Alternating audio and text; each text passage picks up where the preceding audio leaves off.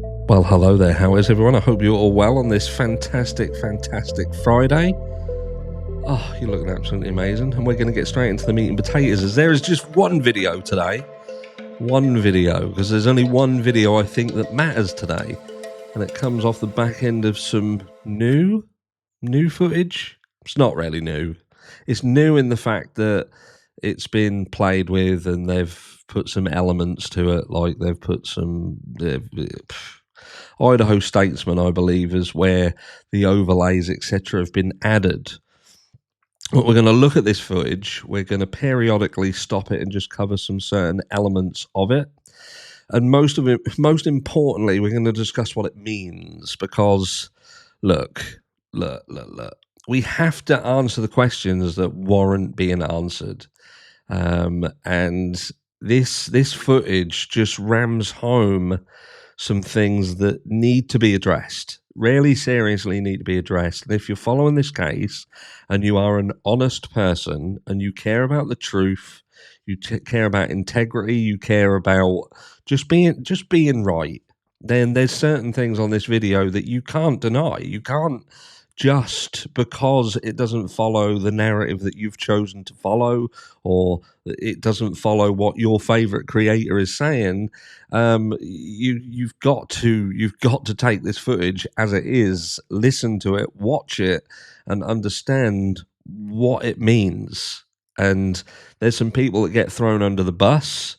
And there's some elements to it that perhaps shows why Brian Kohberger has, in the end, pled guilty. And it might not be what you think it is, but you have to understand what this video portrays, and also why there could potentially be some disjointedness, is that a word, between the two surviving roommates. Because in a place where I thought that you would see them in absolute unity, and that was at the sentencing hearing, because ultimately that was the hearing that would see the person who did this heinous crime, apparently so, be sentenced to life in prison, never to get out, not being able to plea. So there's nothing further to be scared of. It is just getting him out of the equation, and the two people who survived this nightmare together, being together and showing solidarity. But that's not what we saw. We saw one of them turn up and, play her $90,000 plus movie script scene, and the other one just didn't turn up, full stop. Why was that? And again, I've side-eyed that situation previously, because ultimately we was told that individual had, I don't know, exculpatory evidence, but we haven't seen or heard anything about that. And, it's always going to be in the back of my mind as what was that situation all about. But anyway, let's get into this video. Let's watch it and let's see what we learn from it. And again, I'm not saying this footage is new, because I don't believe that this footage is actually new, but it's grown a new degree of, I don't know. Look at me. Look what I'm showing. So we're going to look at it and see what it's showing. Here we go.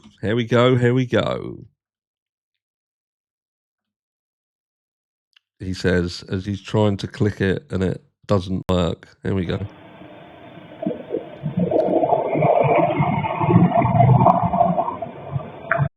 So look, as we look at this car, I want you, while you're watching this footage, just to see whether you could pass this car off as a white Hyundai Elantra belonging to Brian Kohberger. That's point one that we have to ascertain. Let's ignore everything else. Let's ignore all the noise and just think, could this car be passed off as saying, look, this is Brian Kohberger's car? We'll touch on that.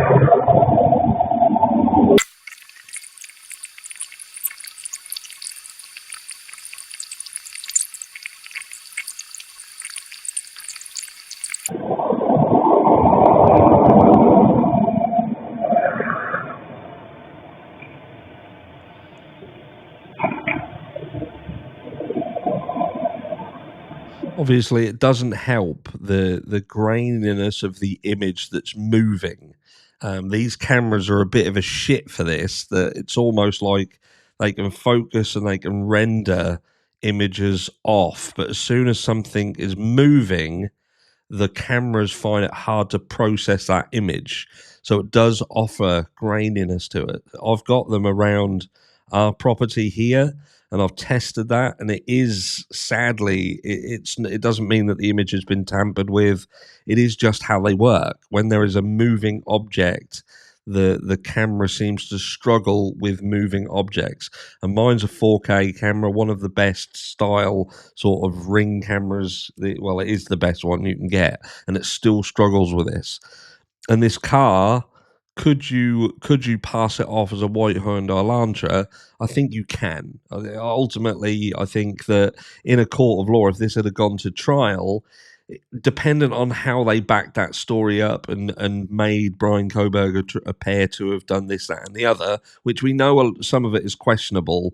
But the issue is, could you then pair that with this footage and say, look, that's his car, and could that convince a jury? And the sad thing is, yeah, it probably could.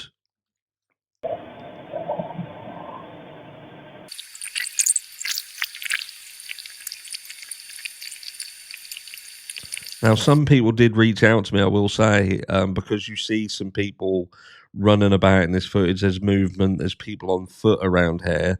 I can't offer any credibility to claims that these individuals are running to the white Hyundai Elantra.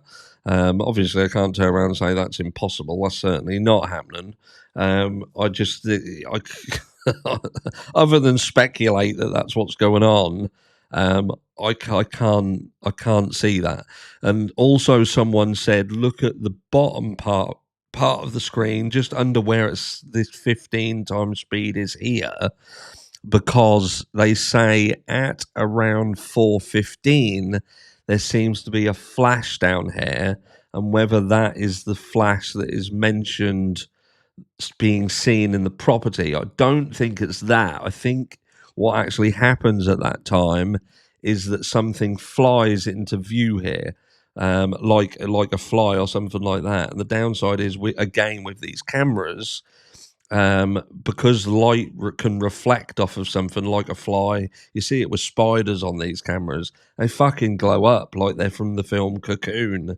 So I don't think that this flash in this bottom corner has any relevance to something that's going on in the house. But it's more importantly the car, and whether the car could be passed off as a white Hyundai Elantra. The DoorDash driver, we'll come back to that when this bit comes into effect. Check.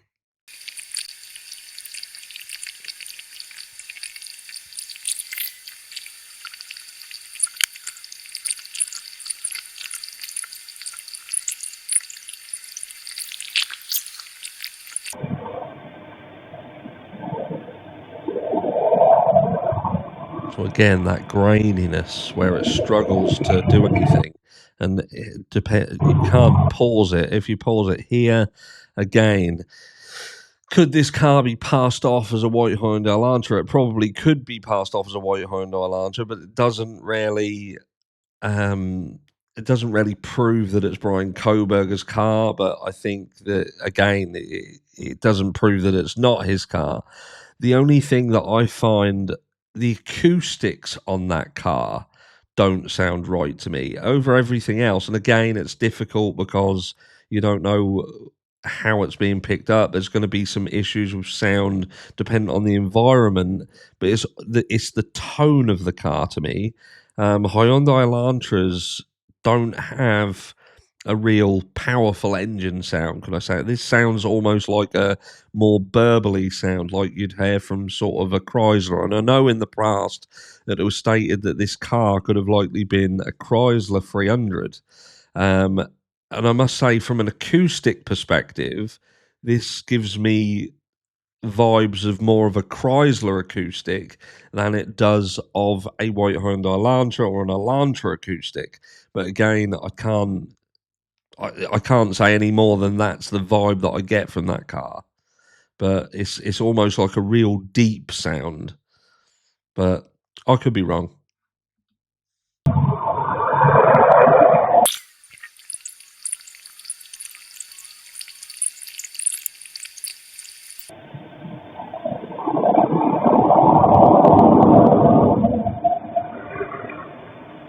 So again, it's very hard to stop it, and because the lights are there, the lights are just causing so many issues with the image that it's very difficult to ascertain exactly what that car is.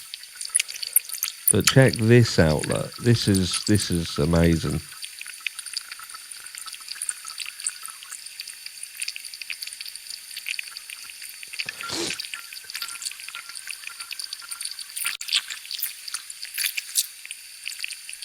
I'm pretty sure we're gonna. This is now the DoorDash, look. And look, the DoorDash car doesn't look too dissimilar. It's obviously the shape is different.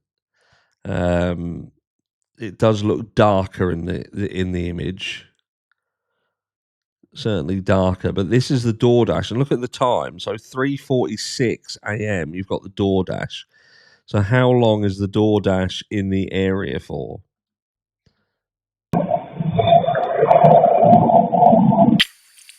Which is telltale.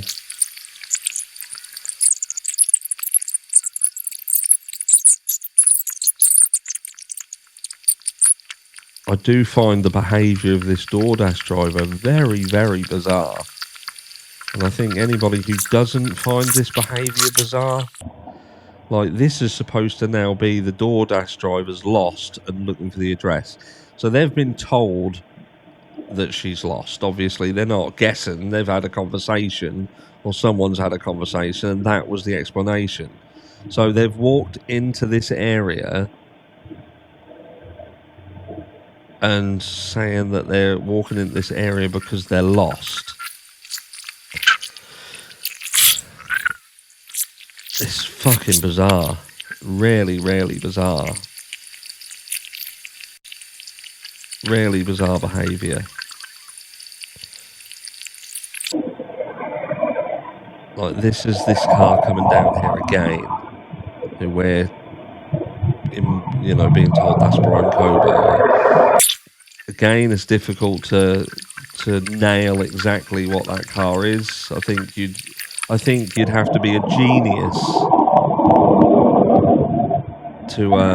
to strip that away from a 2011 to 2013 Hyundai Elantra in comparison to a 2015. You've got to have different footage. You've got to have more footage from elsewhere. But this is now the DoorDash. Look at the time. And the DoorDash driver is only now leaving.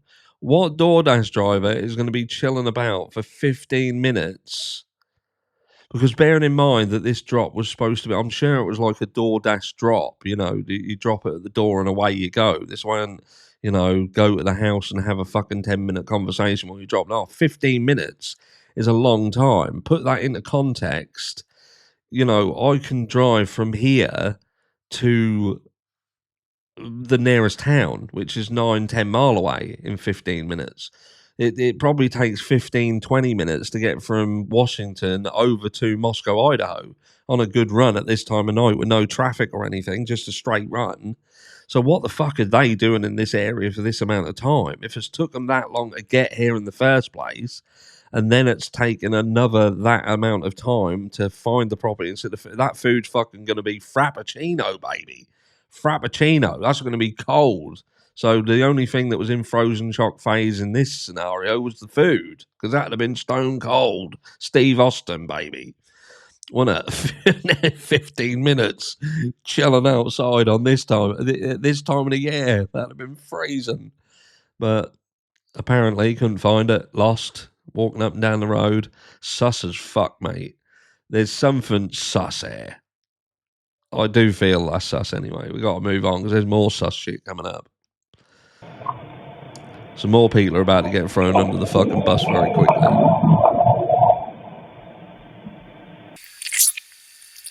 So this is where we come into that dark period of time. Dark period of time. Pay close attention to what's going on.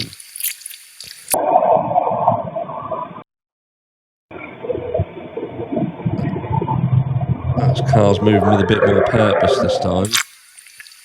Maybe because the DoorDash driver has told him that the coast is clear. Just speculation.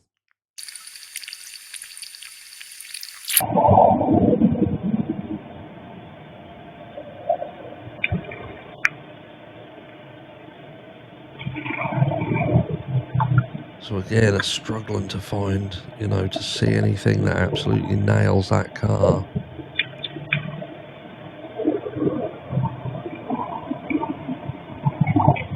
But it's 4:06:57, so it's still outside. So think about the time frame.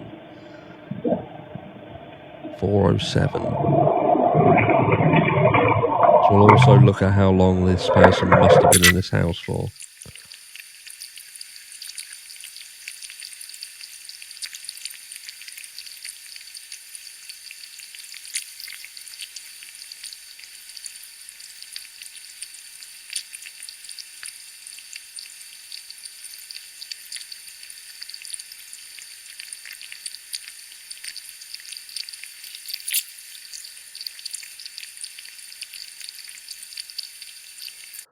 We're going to hear something in a second, but I just want to consider how much time has passed here. Because what you're going to hear, obviously, another 7 minutes has gone by here. So you're chopping really far into that time.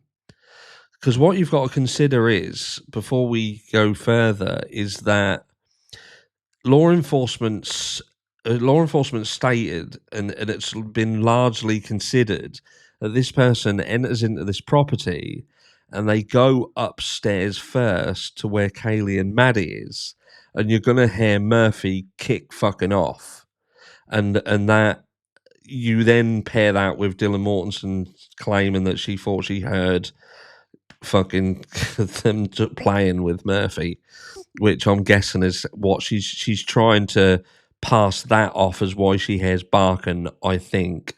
But we'll come back to that pair at the end. But look at what the time is. So 7 minutes have nearly passed since that car was up on that junction. And that car is going to be seen again at around 4:20. Look how long this person has got inside this property to do what we've heard that they've done. This is someone who has acted incredibly quickly. Think about the injuries that I've spoken about in the previous two videos. Knife point under the clavicle, severing the subclavian artery on at least two of them. Ethan Chapin, his legs weren't carved, they were strategically damaged on, in areas to incapacitate him. This is someone with skill, knowledge, and training. It's almost like the person who did it was either military or had military help in how to administer quick, effective injuries to just give the maximum damage. But look, let's carry on for a second.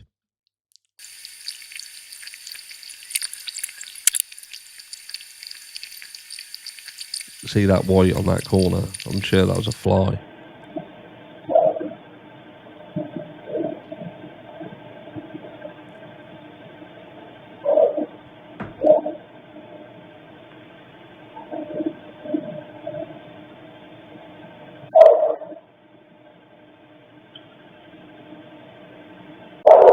Look, so this is the dog barking. So again, think about the time. So if Murphy's barking, as we've been told, Murphy is, this has got to be Murphy barking. Now it's quite sad but his barking progressively gets worse, like more almost. He's heard something and it's upsetting him. Nobody else in the house clearly, but it's upsetting Murphy. But look at the time. 4:17, the dog is barking. So if we believe that this individual's entered into this house and gone straight upstairs and is upstairs, he's still got to come back down the stairs and do everything down, which further shows you how quick this individual is operating, both physically, mentally, resilient, able to do what needs to be done. But carry on.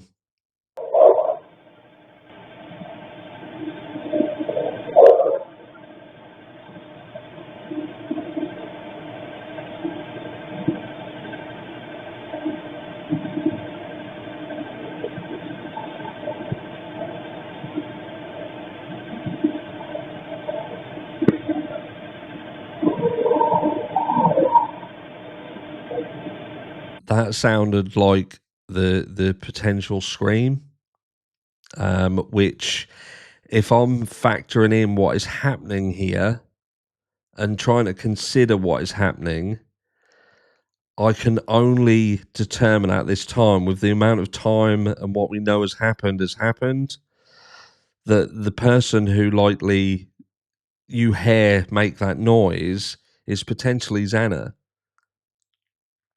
That's my thought process here, but we will come back to that.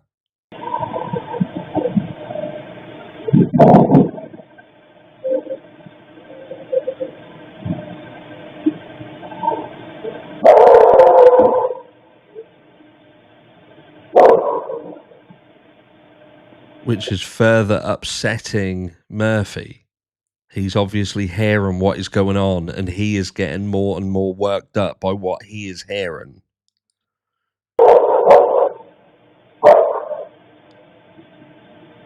Look at the time again.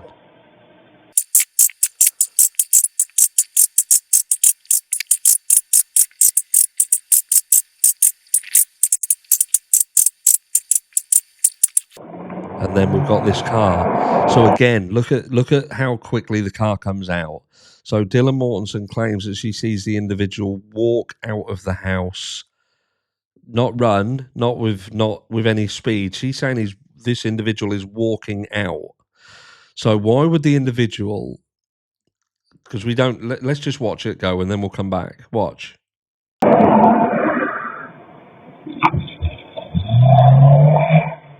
That is going at a rate of knots. And then over on the right, on the left-hand side of the screen up here, I'm sure that's where it's obviously gone around the back here and then flies across there and comes around here. So that is going at a rate of knots, right? So that's that video. What does that video tells you? It again, the scream. I almost consider that noise that you hear, is Xana. I believe that's got to be Xana, because I think if this individual has gone to the house and Kaylee and Maddy are the first ones to be attacked, and that noise is still them, then there wouldn't be enough time to then, after that noise and after Murphy's sort of his barking starts ramping up, there wouldn't be enough time to go back down and do what happened to Xana, the altercation there, attack Ethan, then come. I just don't think so. So I think that this individual has gone into this house. I can't help but think this individual must have known where they were going in this house. They must have known. They've gone into this house with purpose. They've gone into this house knowing exactly where they were going, what they were going to do, and they did exactly what they needed to do. I don't think this gives you an element of that they were caught unawares, that they were surprised, because that would have thrown them off and perhaps slowed things down. And this was quick. This was incredibly quick. And factoring in injuries, I can't help but think that this is someone who is, this ain't their first rodeo. And if it ain't their first rodeo, then they've done this before. The killing element of it, whether that be that they are indeed a hunter and they're used to the use of a weapon, they're used to seeing blood and all this, because that's the emotional toll this is going to take on someone. But this individual, but what throws you off as well, mainly the noises. This camera is picking up these noises, and again, this ain't new. This is just ramming it home one last time, and it does make me wonder why people are still bringing this stuff out, because this is about the car, for instance. You still don't know that that's Brian Koberger's car. You don't. Could it be a white Hyundai Elantra? Yeah, it could be a white Hyundai Elantra. Is there anything to absolute nail home that's Brian Koberger's car? That's a 2015 white Hyundai Elantra? I don't think anybody could genuinely say yes, it does. And look, I'm not here to say that this ain't Brian Koberger, because a long period of time we have considered that this is more than one person who did this crime. Now, if someone's walking out of the house, they're not in any real hurry. That would lead me to believe that same individual that walks out of a house with no pace to them, no urgency to them, why would they then get in the car and fucking take off like Ayrton Senna? That makes no sense. The only thing that would make sense is if the person in the car wasn't the person from the house, and this is like a getaway car. Do you know what I mean? People who have just robbed a bank, they walk out of a bank just in case they're seen coming out. They don't want to draw anyone's attention, so they don't run out, sprinting out. They get in the car, and then the car pulls away at a rate of knots because the person in the car, they know what's happened, but their mindset is they've been sitting there getting ready to go. You know, they're it's building up that they're going to come out and then I've got to go. And the longer they're waiting, the more that builds. And when the person gets in the car, woo, they're gone, baby. They're gone.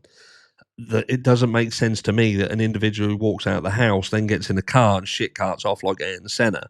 So there's some elements to it that don't make sense. But one thing this does do is this absolutely undeniably proves that the people inside this house, the two individuals that were in there who survived this ordeal, this is what they heard.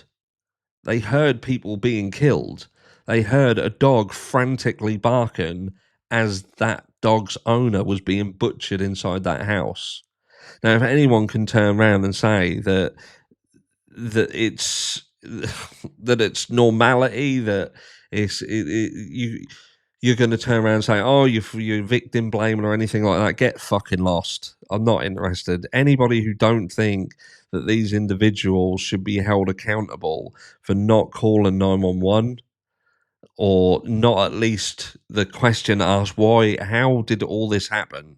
How did you hear the banging about, the thumping about, the scream and the dog barking its fucking ass off, and you did nothing? It would have even been to the point where that if that dog's barking like that, if you don't suspect anything, then you're going to come out your house and you're going to say, shut your fucking dog up. Why is the dog going mental? You're going to walk out and you're going to see something, you're going to hear something. And we hear this story about sticking a head out and seeing an individual. You've heard all this. You've heard the dog going crazy. You've seen someone in the house. You've seen your mate laying on the fucking floor when you've gone between the rooms, and you've still done nothing for hours. And what was the back end of that? To earn out of it over $90,000 for not doing anything. And then at the plea hearing, there isn't any solidarity between this pair. One of them didn't turn up, and the other turned up and done a performance that would shortly after get paid close to $100,000. It's fucking lies, mate. It seems like lies to me. They heard nothing. They saw nothing that would prompt any sane, normal person just to pick up the fucking phone and say something's going on in our house and we need help. A 5-year-old would do it. Why didn't they do it? It will always be a question that I feel just deserve to be answered. And any parent in this situation, if they can't, if they don't have questions, then fuck, why do we have questions, I guess? Who knows? Who knows? People do act weird. Let me know what you think. But I know what it's showing me and what it's telling me, and I don't know what people want us to do. Do we just fucking ignore it? It is what it is. What a fucking mess. Anyway, love you all, and I'll catch you all tomorrow. Mwah.